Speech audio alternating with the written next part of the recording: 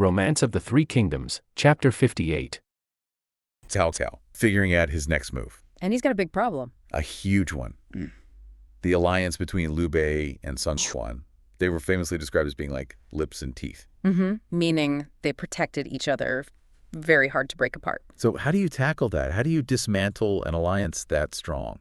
Well, that's the core strategic question, isn't it? Brute force probably wouldn't work. It might even make them stick together tighter. Right. So Cao needed something else, a psychological wedge maybe, Yeah. something to drive between them from the inside. And that's where Chen Quan steps in.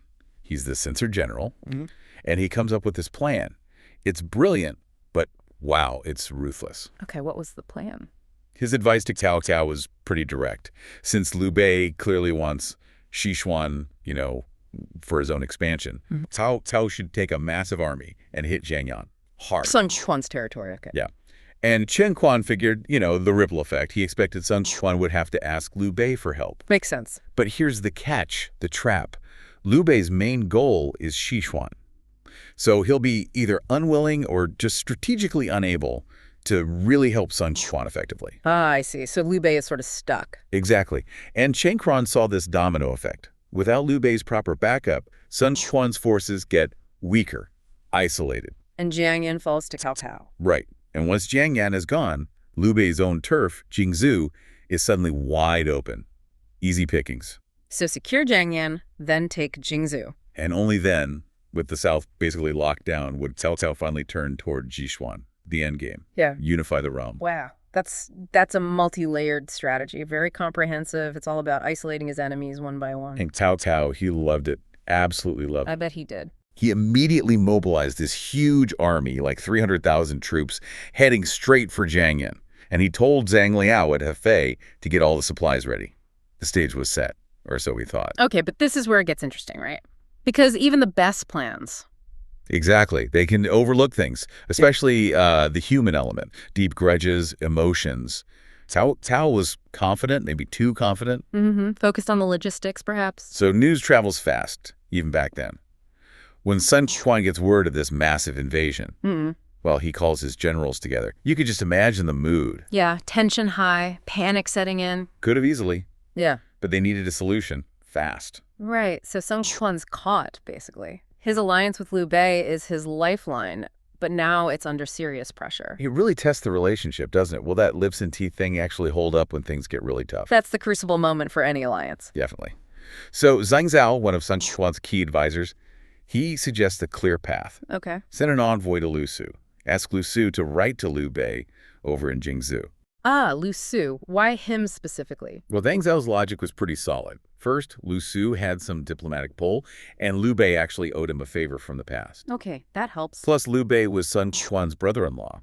So helping out was kind of a matter of family obligation, and strategic honor, too. Right, multiple angles, personal and political. So the urgent letter gets sent. It reaches Liu Bei. And who does Liu Bei consult? Has to be Zhu Liang. Of course.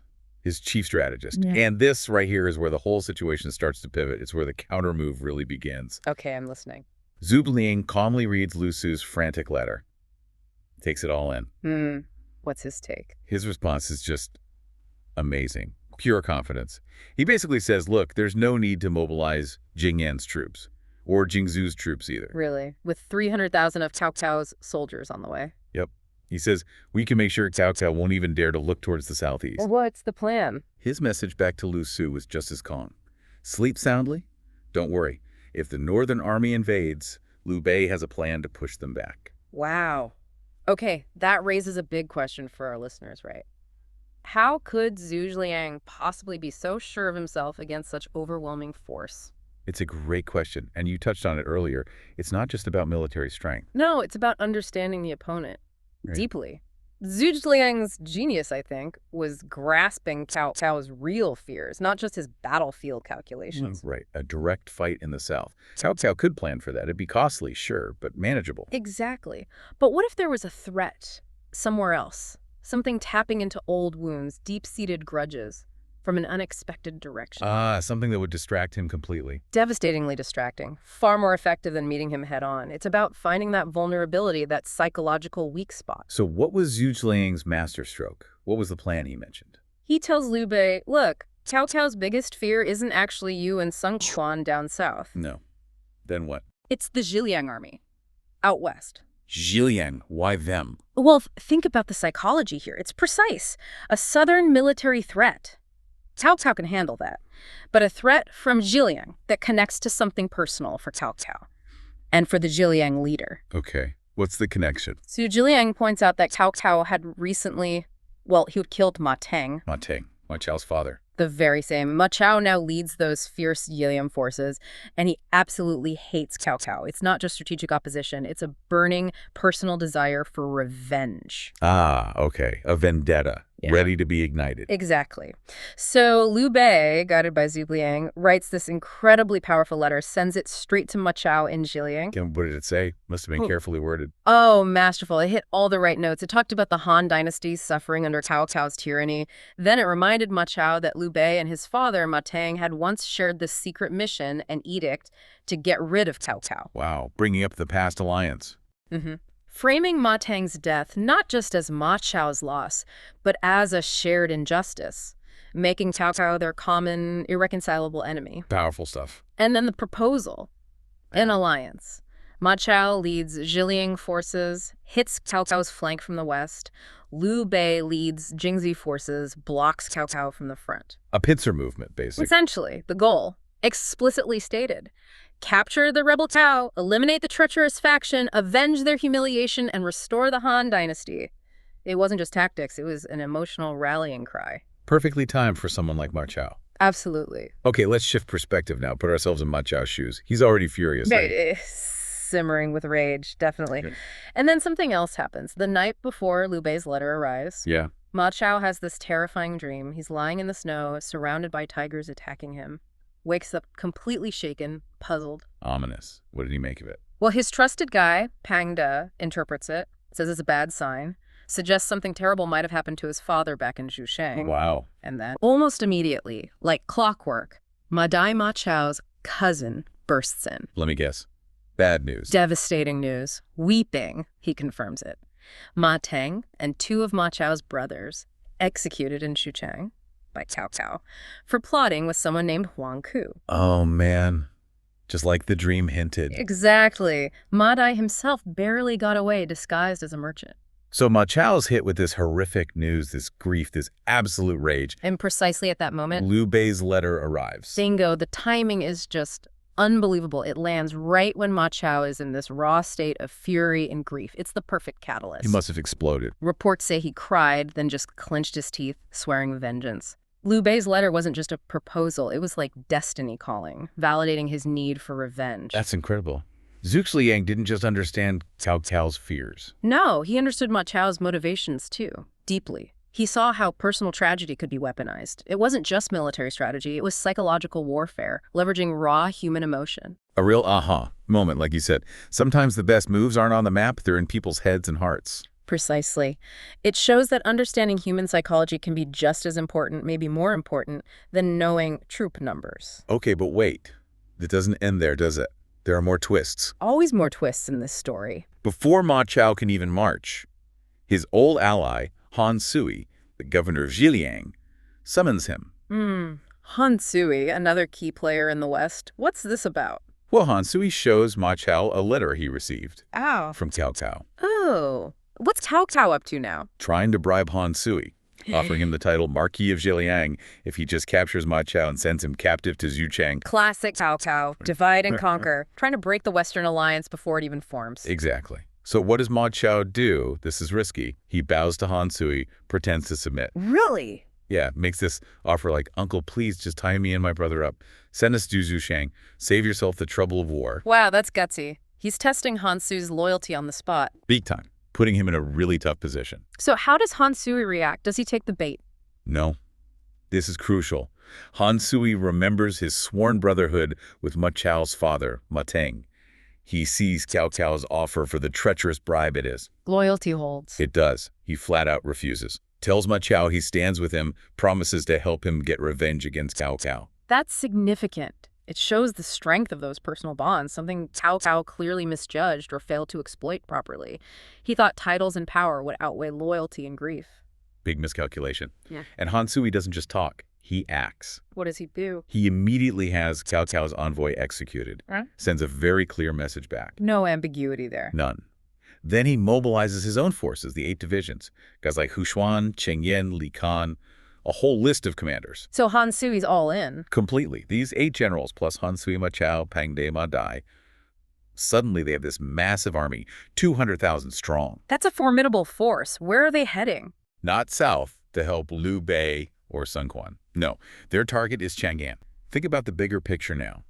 Chen Quan's supposedly clever plan to isolate Liu Bei and Sun Quan. It's completely backfired. Spectacularly. Instead of dividing his southern enemies, it accidentally lit this huge fire in the west, just like Su Zhiliang foresaw. Pulling Cao's attention and critically his forces away from Zhangyan, Sun Quan is suddenly safe. Effectively, yeah. Untouched, all because of one letter, a nightmare, and this deep burning desire for revenge.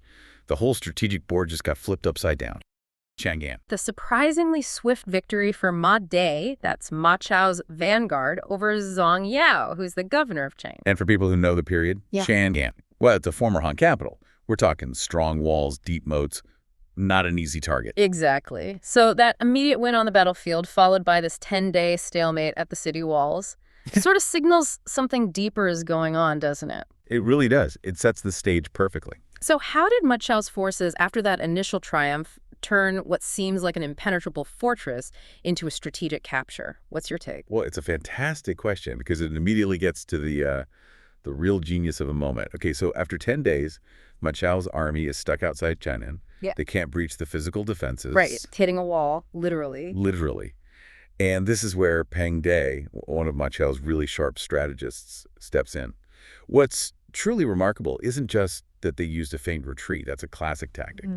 But it's Pang De's incredibly acute observation of the internal vulnerabilities of the city, not its walls. Okay, so what kind of vulnerabilities? He points out the text says hard alkaline water, which apparently made it unpleasant to drink, plus severe lack of firewood and naturally growing hunger among the people inside after 10 days. Ah, so practical problems, logistics. Exactly. This wasn't just a military plan. He was targeting the very foundations of morale and logistical sustainability. He saw beyond the stone walls. That's brilliant. He spots weaknesses no battering ram could fix. So he proposes this pretty audacious feigned retreat. Right. The entire Western Liang army pulls back. And get this, Ma Chao personally guards the rear to make it look absolutely convincing. That adds a lot of weight to the deception. It does. It's a psychological gambit, designed purely to lull Zhang Yao into this false sense of security. And Song Yao, he must have been suspicious at first. Oh, definitely. The text says he was initially cautious, but, his scouts confirm the enemy has actually withdrawn quite far, and after 5 days of seeming peace, his guard drops. And he's under pressure, right, from the citizens suffering. Exactly. The water, the firewood, the food shortages. Yeah. People are hurting. So his decision to open the city gates wide, allowing people out to gather supplies, that's the exact moment the trap springs. He's trying to help his people, but he's essentially opening the door for the enemy. A classic case of compassion being weaponized. Precisely. And what happens next is just masterful execution. Just as Zhang Yao is probably breathing a sigh of relief, boom, Ma Chao's forces suddenly reappear. Wow. But the real game changer is the inside job. Pang De, with incredible bravery, apparently sets a fire near the west gate. A fire inside the city. Well, near the gate, and is being guarded by Zhang Yao's own brother, Zhang Jin. Pang De heroically slays Zhang Jin right there, breaks the gate locks, and swings the gates open. Unbelievable. And Ma Chao and Han Sui's army just pours into the city. So, just like that, Qing falls swiftly. Zhang Yao flees. A major strategic victory for the Western Liang forces. Exactly. And what this really demonstrates is that true strategic genius often lies not in just having superior force, but in that psychological manipulation, exploiting an opponent's natural instincts and, crucially, their logistical limits. It's not just a trick. It's understanding the human condition under pressure. Precisely. It's about finding that hidden lever, not just pushing harder on the door. A lesson that echoes, really. It really does. Makes you think. What perceived strengths and our own challenges might actually hide vulnerabilities. Okay, so if Chang'an was this masterclass in careful deception, the drama that unfolds next at Tong Pass feels like a stark contrast, doesn't it? Almost a cautionary tale. It really is. Here, the battle isn't just about fortifications. It becomes much more about clashing human temperaments. So how does that start? Well, the fall of Chang'an sends shockwaves, obviously. Zhang Yao gets word to Cao Cao immediately. And Chao takes it seriously. Extremely seriously. He instantly abandons his plans for a southern campaign. That tells you everything about the threat he perceived from Ma Chao in the west. His response is swift, decisive. He knows Tong Pass is critical. It's the gateway. Has to be held. Absolutely. And Cao Cao doesn't mince words. He dispatches his generals, Cao Hong and Xu Huang, with 10,000 troops. Okay. But he gives them this chilling condition, a 10-day deadline. And he explicitly says failure to hold the pass within that time means execution. Wow. Talk about raising the stakes. That's intense pressure. Immense pressure. And then he sends Cao Ren with supply lines, reinforcing the message. Yeah. This is critical, hold at all costs. So Cao Hong and Xu Huang arrive at Tong Pass under this immense pressure. What does Ma Chao do? Ma Chao, being shrewd, doesn't just start attacking the pass itself. Instead, he launches this relentless psychological assault. Also. He besieges the pass with constant verbal abuse. The text says he's cursing Cao Cao's 3 generations day and night. Okay, for us today, that might sound like just trash talk. But back then, Oh, it was far more potent. Disgracing a commander's ancestors and descendants was a profound, deeply personal insult. It challenged their entire lineage, their honor. It was designed specifically to wound their composure, to provoke a reaction. got it. So it's a direct attack on their cool. And that context explains the impact on Cao Hong, right? Exactly. We see this fascinating clash of temperaments immediately. Cao Hong is described as hot-tempered and youthful. He's absolutely enraged by the insults. He wants to charge out now. But Xu Huang, Xu Huang is the voice of reason. He's older, more seasoned. He repeatedly advises against engaging. He urges patience, insists they wait for Cao Cao's main army. He clearly sees it's a provocation. so he sees the trap. He sees the trap, and for 9 agonizing days, this standoff continues.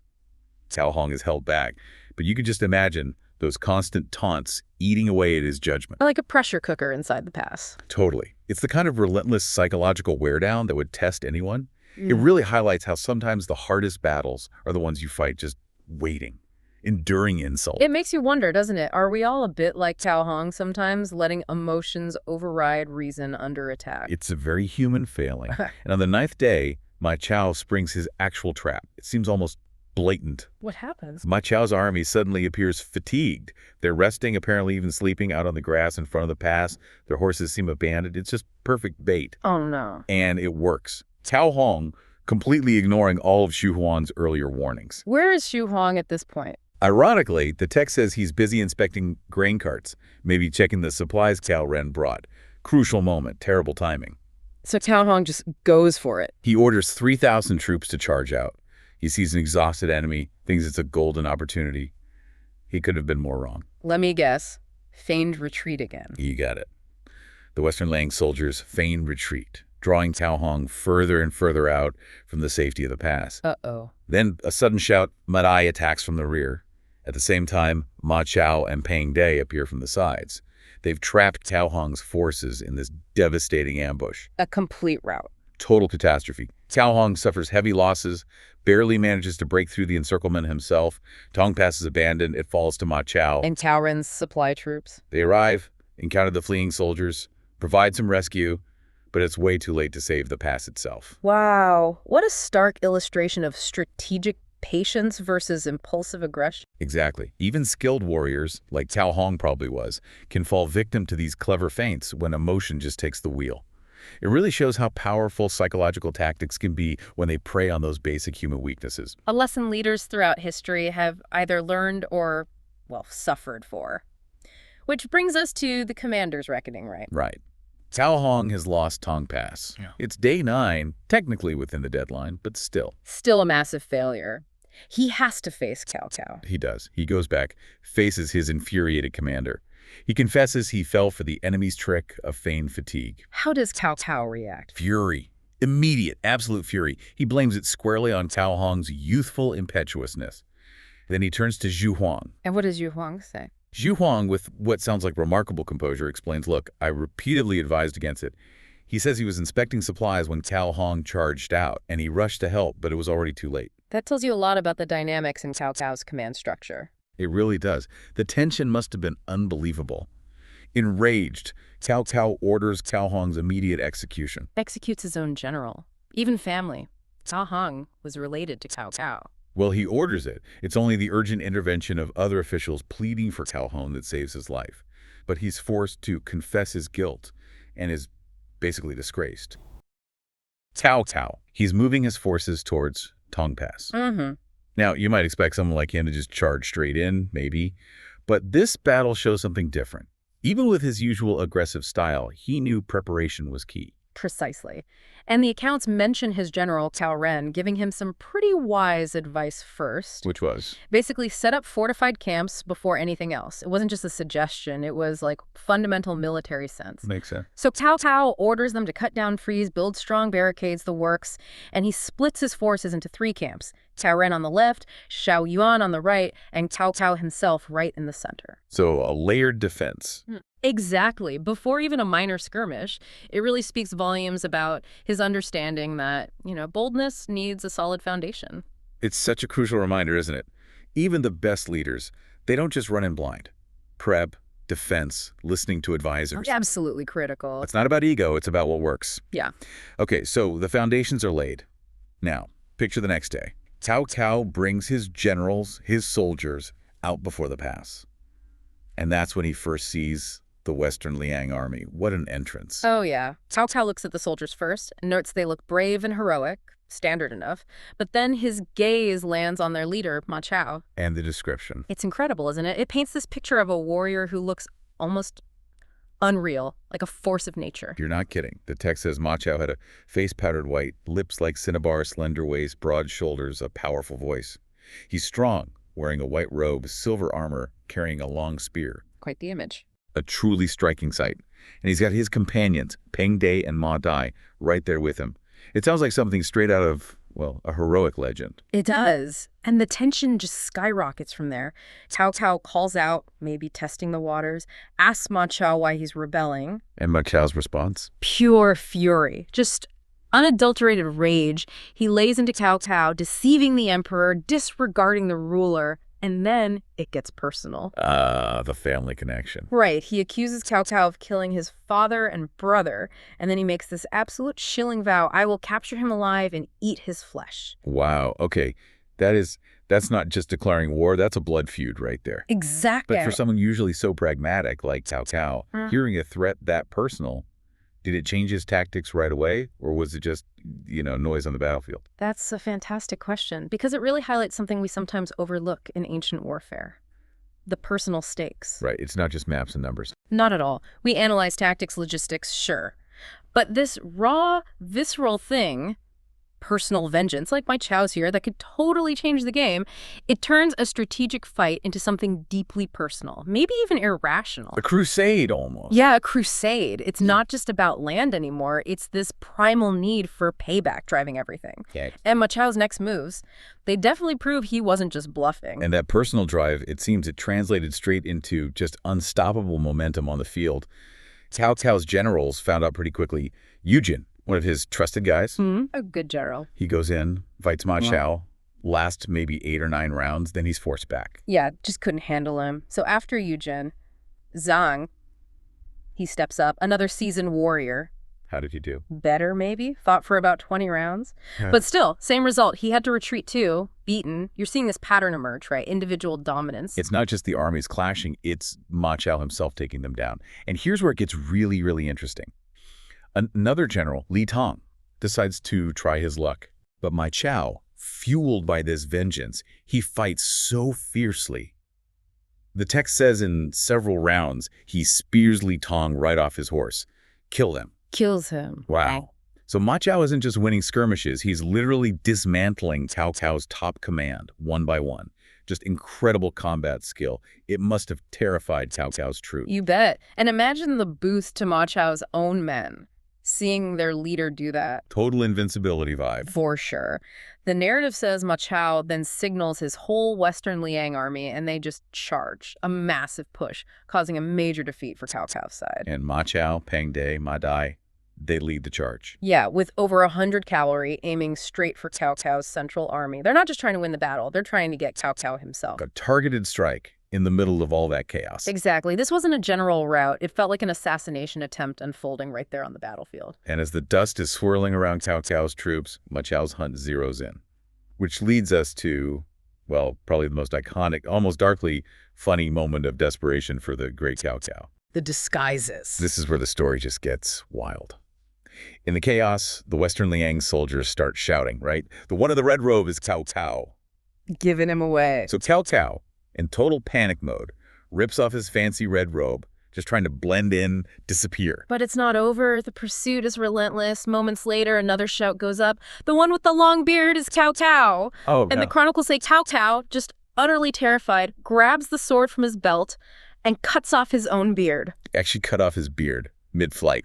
Cut it right off. It's such an extreme act of desperation. He's sacrificing this symbol of his identity, his status, his age even, just to survive. Wow. What does that tell you about his state of mind? Was cutting your beard like that common, or was this really extreme? Oh, it's exceptional. Totally exceptional. It speaks volumes about the raw, existential fear he must have felt. Yeah. A long beard was a big deal back then. It symbolized dignity, wisdom, age. To just hack it off, it suggests his whole self-image as this powerful leader just crumbled in the face of sheer survival instinct. It's not tactical anymore, it's primal. Exactly. It's psychological stripping down, just a man pushed right to the absolute edge. And of course, word spreads like wildfire. The soldiers tell Ma Chao. So Ma Chao updates his orders. Yeah. Capture the short-bearded one, that's Cao Cao. He can't catch a break. Right. So red robe gone, beard gone. Cao Cao makes one last desperate move.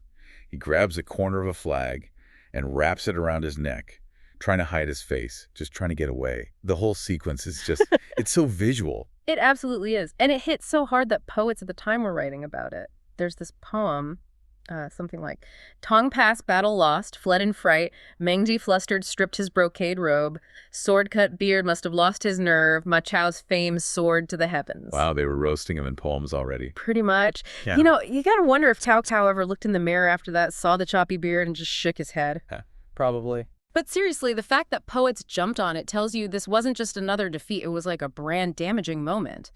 How bad was that kind of public humiliation for a warlord back then? Oh, that's a great point. For a leader whose whole authority is built on this image of power, invincibility. Yeah, that personal humiliation. Almost as damaging as losing the battle itself. Right.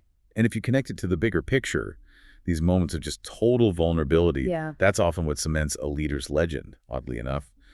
Cao's surviving here, it's as much about his quick thinking, his sheer will to live, as it is about any grand strategy. Just raw survival, unvarnished. It really brings home the human element in these huge conflicts. Exactly. And the drama's not even over yet. Not by a long shot. So Cao Cao's fleeing, right?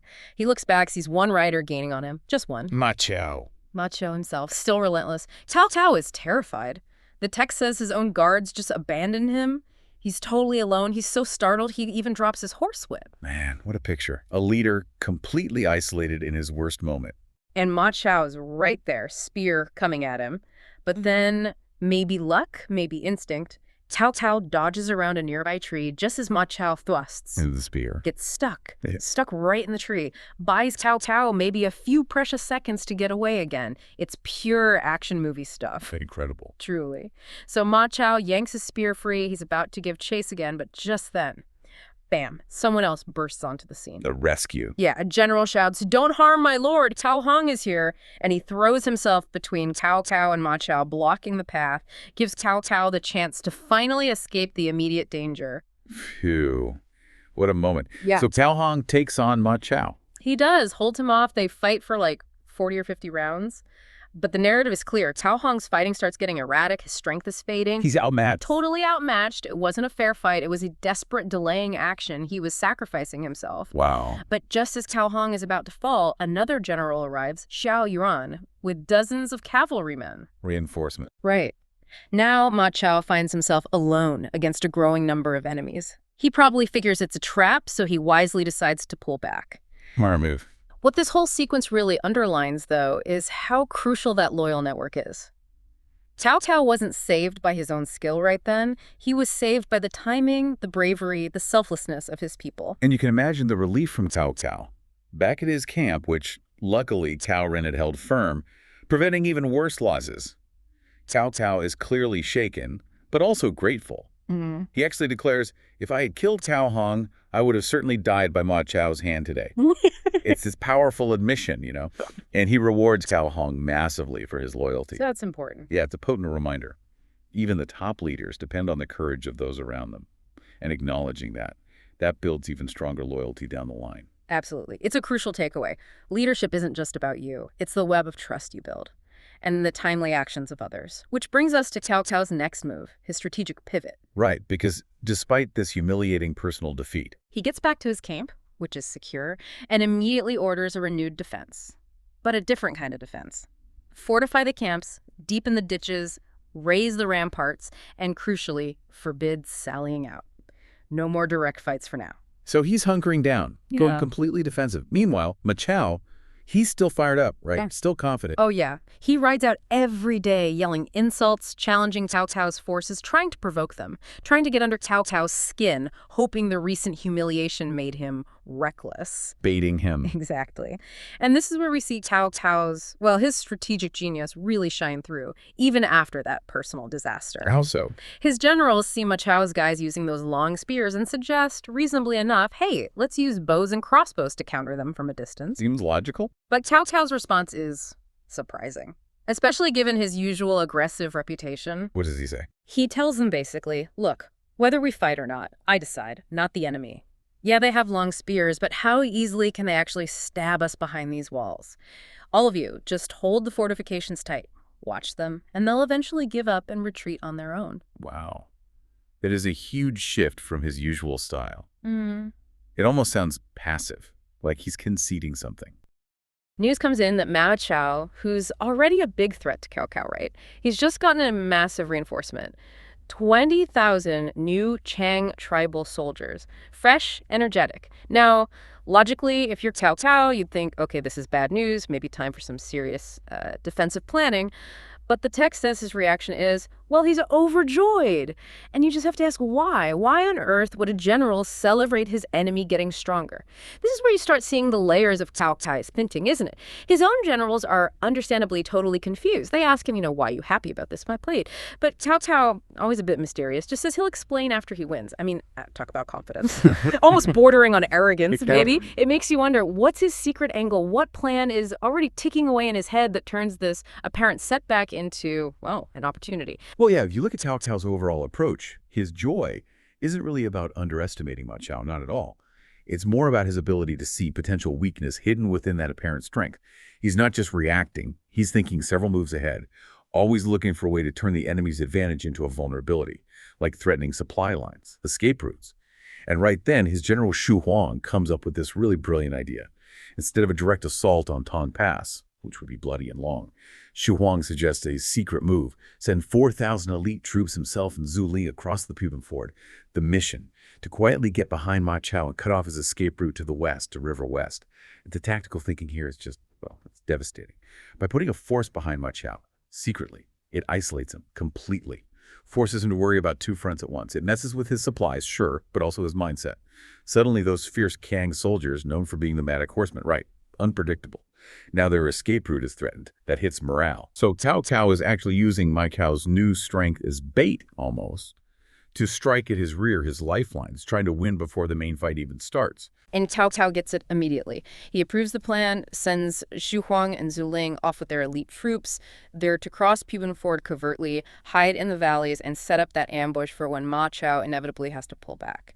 Then, with that secret move underway, Cao starts positioning his main army, orders Cao Hong to get boats ready at Puban Ford, leaves Cao Ren guarding the main camp, and then he personally leads troops to cross the Wei River. That's a bold move itself, putting himself right at the front during a dangerous river crossing, a moment of huge vulnerability. But, even the best laid plans, secrets get out. Ma Chao's spies are good. They report Cao's preparations for this big river crossing. And Ma Chao, he's no fool strategically. He immediately sees the threat to his rear. If Cao gets a solid footing on that north bank, his forces are caught, trapped in a pincer. So Ma Chao's first idea to counter this is actually quite sensible, cautious even. He suggests blocking the northern bank, stop Cao Cao from even landing properly. His logic is solid. If Cao Cao can't establish that beachhead, his supplies on the east bank will dwindle. Maybe in 20 days, his army starts falling apart.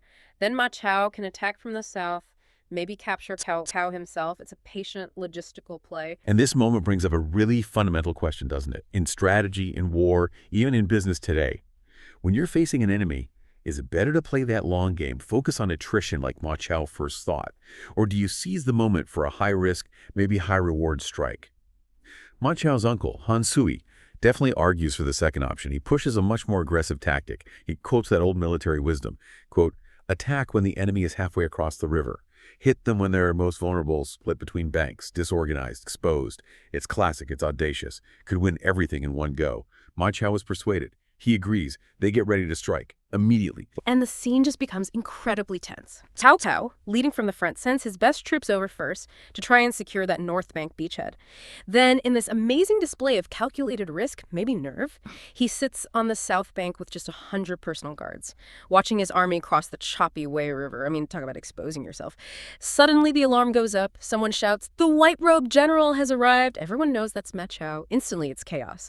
Cao Cao's soldiers just panic. They scramble, fighting to get onto the few boats left, realizing the trap is closing, and then the ambush hits. Arrows everywhere, desperate fighting. But amidst all this pandemonium, one figure stands out.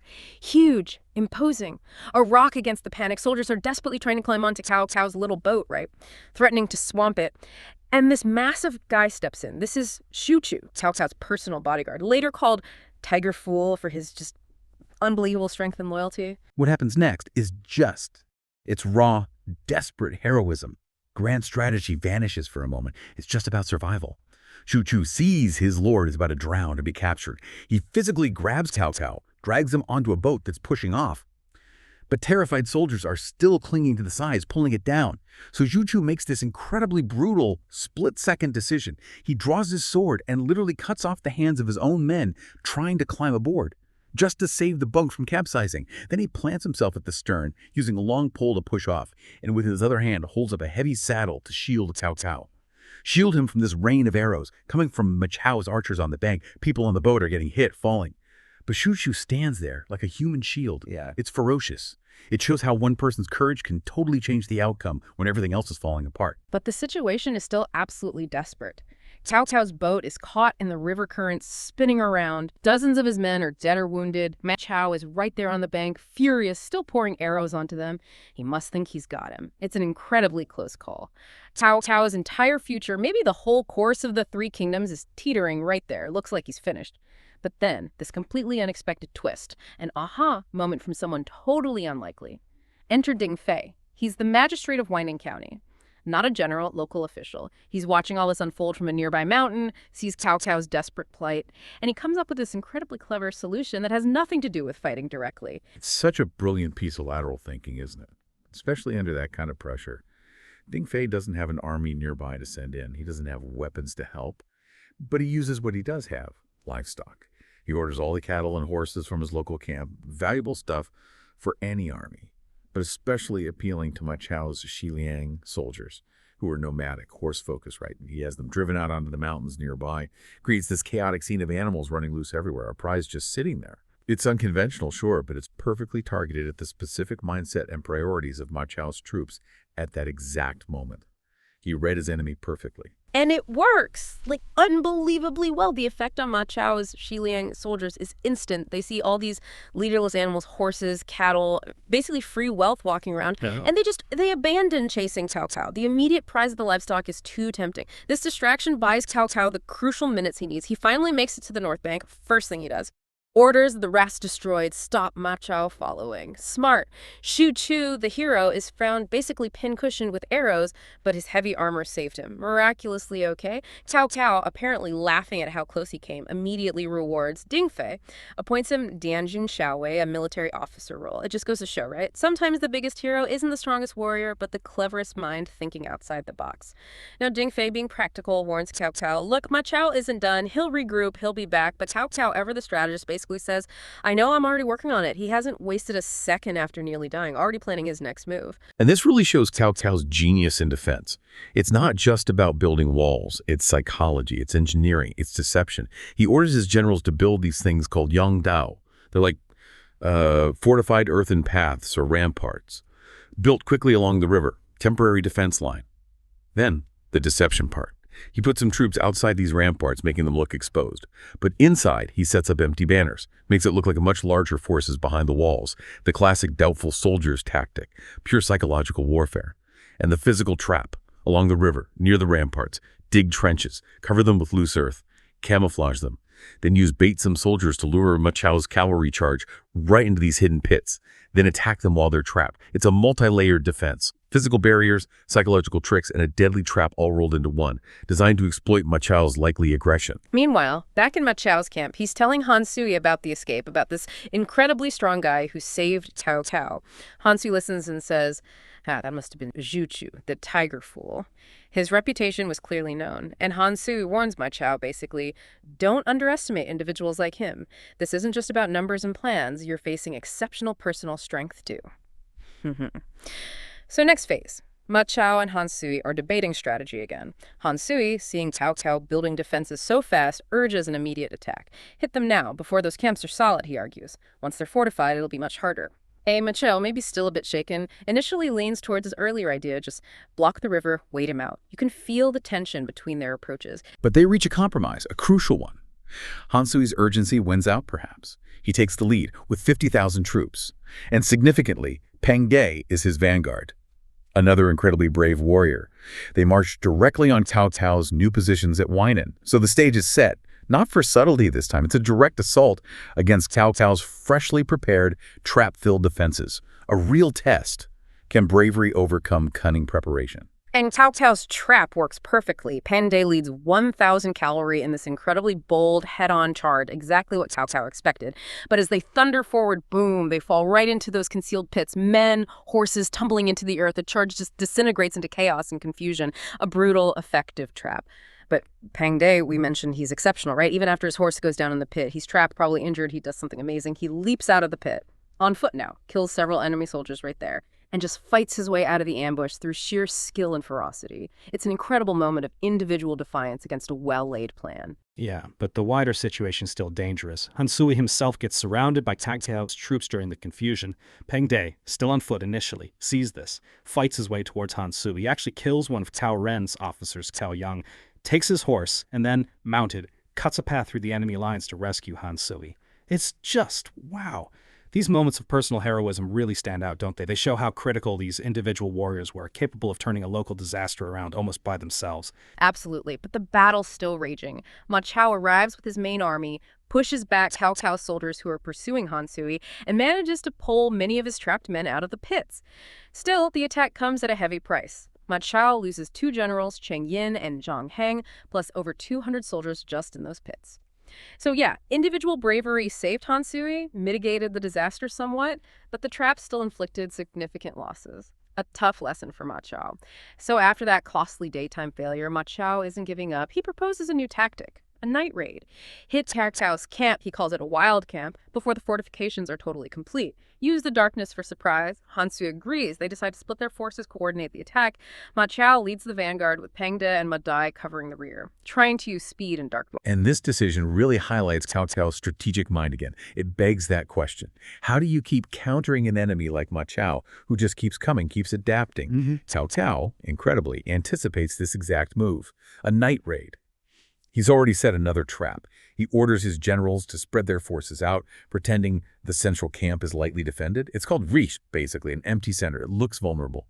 But it's designed so that when the enemy commits, a signal flare goes up and hidden troops ambush them from all sides. It's another layered defense, predicting Ma Chao's next logical move based on his aggressive nature. Ma Chao, being careful this time, sends a scout ahead, Cheng Yi, with 30 cavalry.